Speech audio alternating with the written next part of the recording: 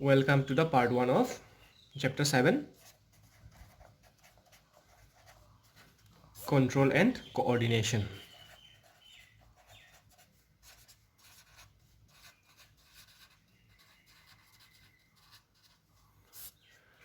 So let us first try to understand coordination. Coordination is when different parts of the body or different parts of certain thing do different functions but connected to each other. Let us say, for example, this is a car factory and there are three parts. Let's say one part is making the tires, one part is making the body, and the other part is making the seat. So here it's a single factory, car factory. Different parts are doing different job. So this was what we call as division of labor. For example, in our cell, what we had: nucleus, mitochondria, somewhere we had endoplasmic reticulum, ER, smooth draft, some Golgi apparatus. So what were those? Those were called as cell organelles. What was there? This Golgi apparatus is doing a function of transport. This ER is doing the function of producing proteins, and this mitochondria is doing the function of giving us energy. So we could call that it was division of labor. Different parts are doing different thing. Example was, you can say again, our car factory. So what happens here is, suppose the car factory tires are made small tires, or means scooty tires. The body is made for bolero, and the seat is for maybe a cycle.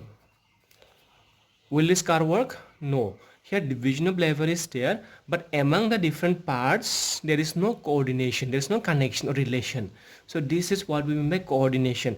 If you are going to make a bolero car, the tires should be for the bolero, the seat should also be for the bolero. If you are going to make the cycle, the seat should be for the cycle, the body should be for the cycle, and tire should be also for the cycle. This is what we call as coordination. Now in all this coordination, some part, suppose there will a manager will be there who will try to see which fellow or which part is doing which part and are doing correctly or not. That managing is the control part. So this is what we call control and coordination. So if we go back, we know what was the main difference between living and a dead thing. Living beings will show movement. What is movement? What was it? We already know. There will show movement, even very small movement like molecular level movement will be there. Movement can be of two types: direct movement. For example, if I throw a stone at you, you will run away, direct movement. And second is growth related movement. As you grow older, you grow taller. How are you becoming taller? Because new cells are being built in your body. How are new cells being built? By some chemical reactions inside your body. Chemical reactions meaning some movement is happening. So what we see here is our animals or whatever, or plants or any living thing, why do they show movement? They show movement for one reason, that is to adjust to the change in the environment or surrounding. Let us say a cat is running, direct movement. Maybe the cat is running because it has seen a mouse going somewhere, or maybe it saw a dog somewhere. So its surrounding is changing. First he was looking at a mouse, so it started chasing the mouse. Second, he started seeing a dog, so change in surrounding. So what we see is movement happens because of change in surrounding. Growth. Suppose a tree. Why does a tree grow taller? Why does the roots go deeper inside the soil? The tree is going taller so that tall trees will get more sunlight. If you are very short, if the tree is very short, for example it's a forest, lots of tall trees, one or two small trees, suppose mango seed fell down, they germinated, now the tree is starting to grow. That tree most likely will not be able to grow because very in a forest big trees are there, the leaves are, lots of leaves are there. As a result, the whole area is covered. So a tree grows tall so that it can go above everybody else and get lots of sunlight. Why does the root grow deep inside? So that it can get more water. So here what we see is, because the environment changes, you have to grow also. If you keep constantly, you don't grow tall, you remain short, you will die. So our all movement happen because of some changes in the surrounding. Now the point to understand here is all these growths do not happen randomly. Randomly means here and there. A tree is going up and bending downward. It doesn't happen that way. A tree always grow up. Roots is coming and growing on top. It never happens. Roots always grow down. A mouse saw a rat and it ran opposite away from the rat. It never happens that way. It happens in a controlled way. It have to eat the rat or mouse, so it will chase after the mouse. So this is what we're going to study in here in the chapter control and coordination. So from class 9, we remember in class in chapter 5 we studied cells. Next we studied tissues. So what were cells? They were the smallest structure of a living being. What were tissues? A group of cells doing the same function. Tissues, we had different kind of tissues. For plants we had different. For animals we had epidermis,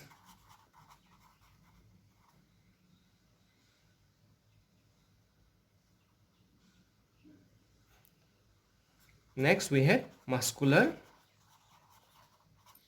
and next we had nervous.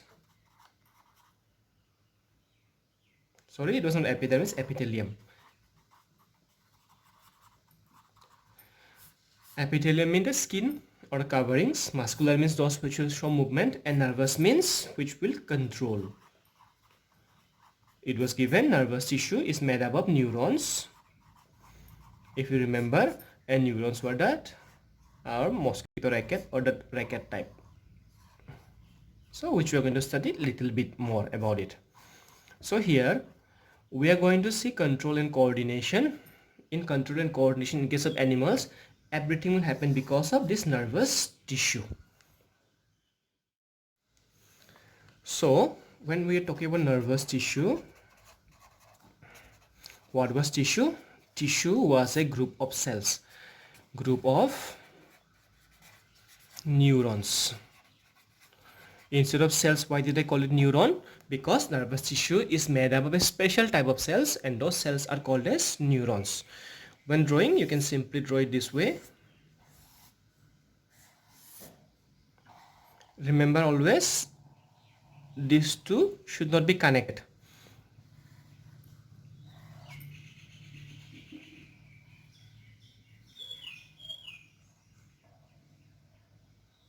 Try to make it this way. Okay, you can see there's a gap here, and the gap is ending in this direction. So most of you, I have seen you drawing, you're giving a single line, or most of you, what you do, you draw this part like this, box, you draw it like this, not this way. Okay,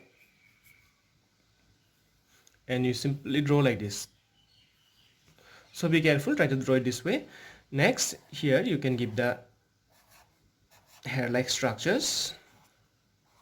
1, 2, 3, it's up to you. Here is a nucleus. Here are special membranes.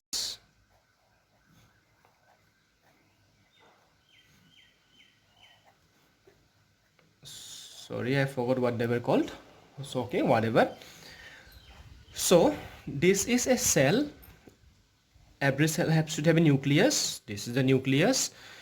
So this name of the cell is neuron. Don't get confused with nephron. Nephron was that kidney, that structure. So this is our neuron. Don't get confused here. You remember it. So what is a neuron made up of? Neuron is made up of a cell body, a long part, and many short hair-like structures. These short hair-like structures are called as dendrites. And the long single is what we call as axon. So it's simple. Now what is the function of a neuron? The main function of a neuron is one and only one thing: pass electricity or current. This part, dendrites, will create electricity, send it through the neuron, and send it outside this side. Incoming this side, and outgoing this side. So this is how a neuron will work. The main function I am telling you again is to pass electricity. Now let's go to the next part. Let us try to connect 2-3 neurons. A small neuron here.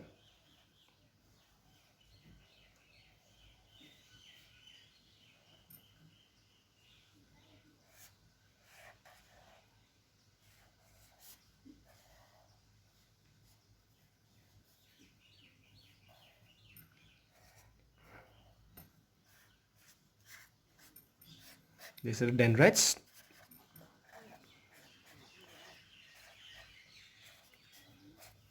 So here neurons, how do they transfer information? Neurons always stay in groups. There are 3 types of groups that is possible. 1, nerves. 2, spinal cord. And 3, brain. So these 3 connections is possible for neurons. In nerves, they are just a line, one neuron touching the other, this touching the other. It's maybe 2-3 neurons will be there, but very small line, small group, long. So if I draw this like this, maybe this way, this neuron connected to this connected to this, and so on. In spinal cord, it will be a little complicated. Maybe one more connected here, maybe one connected this side, maybe one this side, maybe one connected here. So such way. So nerves, a simple collection. Spinal cord, a small group of collection of neurons. And in the brain, it's very complicated. One connected to the other, this connected to other one, again this one, another one, again this one this side. It's very complicated. So it's like a very big net. So this is the difference between the 3 types of or 3 parts which help in controlling nerves, spinal cord and brain. So all these 3 are what we call as organs, and all of them are made up of a single type of cell, and that cell is neuron. So I already told you what is the function of the neuron. Its function is to pass electricity. So first of all, it will receive the electricity. How will it receive? Suppose this is a skin cell. What's the function of a skin cell? Skin cell is to detect touch. Okay, if I touch you, you'll feel it. When somebody touches here, this skin cell will release some chemicals. Those chemicals are picked up by the dendrite here. This dendrite will now, when the chemical touches it, it will now start a electrical signal. That electricity will pass through the body and go up to here. This is the ending of the nerve, or sorry, ending of the neuron. This is the dendrite of the next neuron. This small gap here is called as synapse. I'm saying again, this is a skin cell. When you touch the skin cell releases some chemicals. These chemicals are picked up by the dendrite. When the dendrite finds these chemicals, it converts it into electrical signal. That signal is passed on to the cell body, to the axon, and to the end of the axon up to the synapse. This axon, what will it do? When this electrical signal reaches it, it will release some chemicals. What chemicals? Very similar chemicals. Now these chemicals will be filled up in the synapse. These chemicals will be now picked up by the next dendrite. This next dendrite will now create a similar, very same or almost the same electrical signal here, which will be passed on to the cell body to the end of the axon. Again, same reaction will happen here. It will go on and on, on and on. So this is how information is transferred. Here information is transferred in the form of electrical signal inside the nerves and chemical signal in between the nerves, or sorry, inside the neurons, and chemical signals in between the neurons. So in this case, what we have seen is, suppose it's a cell body. If this chemical signal were to reach up to here, because chemicals travel slowly, it will take some time.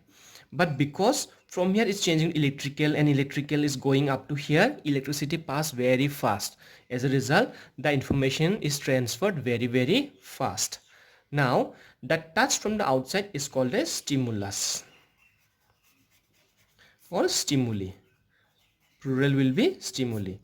So the outside touch, outside feelings is what we call as stimulus, and that thing transferred, or that because of that thing whatever is transferred is what we call as information. So I hope you understood this part. So let's try to understand a function of nerves. A simple connection, one after the other, lots of neurons, spinal cord, little complicated connection, not much complicated, and brain, very complicated connection.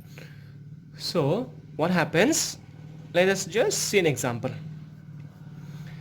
This is your school and this is your house. This is your best friend's house and this is another best friend house. Your house, best friend 1, best friend 2, and this is school. Let us say the road is straight, just like this. There are no dividing way. So if you're going from school, where will you reach? You'll obviously reach your house. Is there any chance of you reaching your best friend? No. Now spinal cord, that means some connection is there. Maybe it can go here, and from here it can go here. So when you're coming, there's a chance of you going to your best friend's house. When you reach there, there's no way to go to your house road. You have to come back, which never happens in this case. It will not come back opposite direction, so you have to sleep there for a night. So this is how spinal cord will work. When suppose there are more information, more stronger current may pass this side. Less stronger current, less information, it may pass this side. It depends on the amount of current or information coming from the body. How will the current or amount of current change? By the amount of touch. If I beat you, what will happen? Lots of chemical will be released from your skin. As a result, what will happen? Lots of current will chemical received by the dendrite. Lots of current will flow. If I just touch you slightly, less chemicals will be released, so dendrite will get less chemical, less current will be produced. So depending on that, it will happen. So let us say it was raining, so you decided let's go this side. It was not raining, so you went this side. So depending on the outer conditions, this is how spinal cord will work. Something happens this way, if other way happen this way. But let us say the roads are connected from here to here, here to here, all mixed up. This is how brain will work. If you're going here, you can go this side also, you can go this side. Suppose it was starting to rain, so you went decided, okay, your best friend house is nearby, so you went this side. Now it has stopped raining when you were reaching here, so you decided, okay, let me go this side now. Now again, suppose you see a dog here, okay, let's suppose you went here, now you saw a dog here, so you decided, let me go this side. So this is how a brain will work. It's very complicated. So I hope you understood this part. When we say nerves, what will it be? A simple connection. Spinal cord, a group of connections or group of neurons. Brain, a very big group of or complex network of neurons. So what will be their functions? Nerves, because it's very simple group, it will always carry information. Its only function is to carry the information. Something happens outside, carry it to the brain. Brain will analyze it, think about it, and give instructions or orders for the legs to move, maybe to run away, take it back through different type of neurons. Okay, this same neuron, this is coming, there will be different type of neuron this way, it will take away. Okay, there are two types of neurons, one to bring the information, one to take away the information. Spinal cord, what is the function? Collect all the information that the nerves are bringing into your body and send it to the brain. If some simple actions are needed, spinal cord can control it. Simple actions like rain was coming, you need to go there, you went there. But most of the time, it will send all the information to the brain. And what about the brain? Brain will receive all the information brought by the nerves, spinal cord, think about it, analyze it, and control the body. So this is how the three parts of the body will work. So when we say nerves, will have, okay, before going the nerves, let's see spinal cord first. Spinal cord. What was it? It was a small group of neurons which can control some basic functions. What basic functions? Called as reflex action. So let us say this is your brain, this is spinal cord, small group, and lots of nerves. Nerves, what do? They always bring information from outside the body.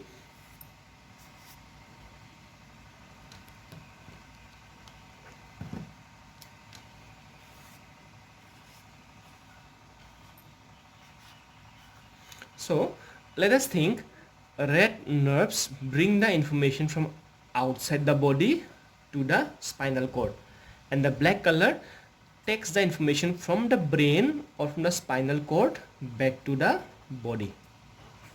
Have you understood? Or in simple word, red are the incoming from the body to inside, and black are the outgoing from the brain to the outside.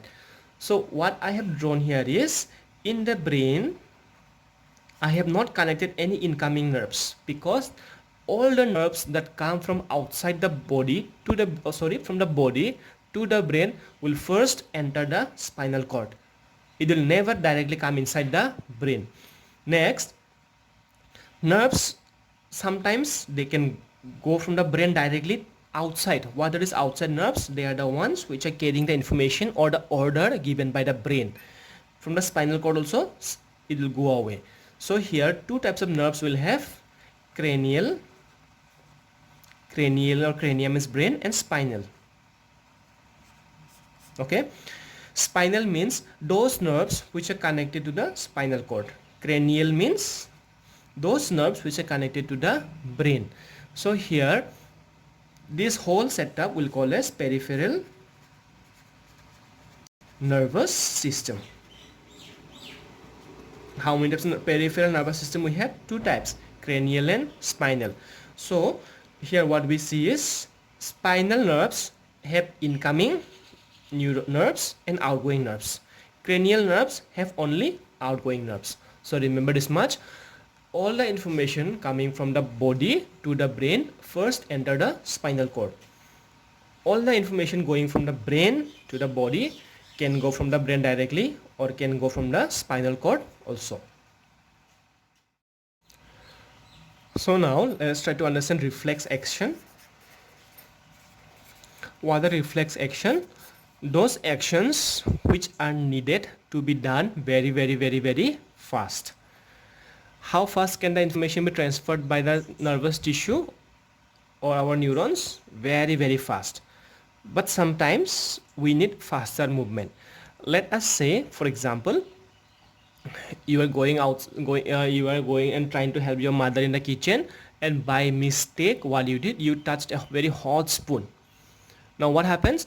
Unknowingly, without thinking, you drop the spoon. This is what we call as reflex action. Now reason. Suppose you're holding the spoon for 0.1 second. Okay, so what will happen when you touch it? Suppose this is your cell of belonging to your hand connected to a nerve. Let's draw the nerve this way. Okay, where will the nerve go? Obviously in your spinal cord. From spinal cord, where will it go? Obviously it will go to your brain. So when you touch the hot spoon, the information or the skin will release lots of chemicals. Why will it release lots of chemicals? Because it's very hot. These chemicals picked up by this neuron, and it will transfer from here synapse to synapse, one neuron to the next, and go. It will be very fast, and it will reach the spinal cord. From the spinal cord, it will go up and reach the brain. Let us think this way. It's your farewell program maybe. Okay, last year farewell program, there was a manager. Who was the manager? Maybe your teacher in charge. This was your assistant manager, or the one who was responsible for market, who was responsible for keeping the money, controlling your school captain or whatever, and these neurons are the workers. Okay, they are the ones who will be doing the job. So let us imagine a situation that tomorrow is a function and today you realize that you need more salt. So the person who is responsible for maybe the storekeeping or for keeping all the needed things, he will check it and he will say that okay, there is no salt. So what will you do? You will tell one fellow nearby. That fellow will tell the other one, and this information go to the your school captain or the whoever is the in charge, student in charge. The student in charge, what will he do? He will come and tell the teacher in charge that okay sir, there is no salt, we need to buy it. Your teacher will tell okay, I will tell some students and I will send it. So what will he do now? He will call some students and tell them and give away the information instruction. So he will send it and those students will buy it. So this is what will happen when brain is involved. Now let us say that today is a function day and you realize that salt is, or there is no salt anymore, and people are already starting to eat. Now what will you do? That person who is responsible for handling the salt, he will inform your student in charge. The student in charge, if he goes and tell the teacher, you have to search for the teacher, maybe the teacher is busy somewhere else, will take some more time. So what will he do? He will tell some students directly without involving the in charge or teacher in charge to go. You will tell it, go run and bring that salt fast, go and bring it, there is not much time. So here what is happening is this assistant manager, or in our case the spinal cord, is giving the order, and such kind of action is called as reflex action. In this case what happens, after some time when this assistant manager meets the manager or the teacher, he'll inform him, sir, we had less salt, so I told this fellow to go and buy the salt, and the teacher will say okay. So this is what happens in case of reflex action. In case of reflex action, the action becomes faster than it would have been when brain was involved. There will be sense organ, our cells or the hand. It will send the information via the nerves to the spinal cord. The spinal cord will give the order back to the wherever muscles or whatever movement is needed, and the action will be done. And this information will be sent to the brain also, so that brain will be made to know about it, or brain will understand okay, this thing happened. But in this case, in the whole action, the brain was not involved, it was just informed about it. Even if the teacher said okay, no, you did not buy salt, I had extra salt, it will not work anymore. So that's why we say in reflex action, brain is not involved, because brain is not involved in making the decision here. The spinal cord is the one who is making the decision. And when does reflex action happen?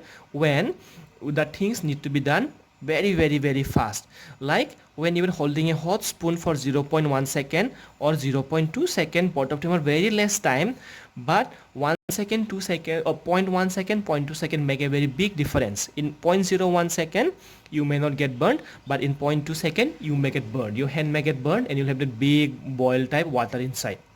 So I hope you understood this part. So here reflex action are those actions which need to be done very fast, and it is done without involving the brain. So here we say reflex action is controlled by the spinal cord. Now one more thing is here, something called as reflex arc. What is reflex arc? Reflex arc is the path or the way through which information travel during a reflex action. Reflex arc is the path through which the information travel during a reflex action. So in the book you can see here, reflex arc will be when the skin touches it, these neurons, here is given sensory neuron, will carry the information to the spinal cord. Spinal cord will give order to another kind of nerves. This is called motor neuron. Why motor? Because it controls the muscles movement, and this part is what we call as the reflex arc.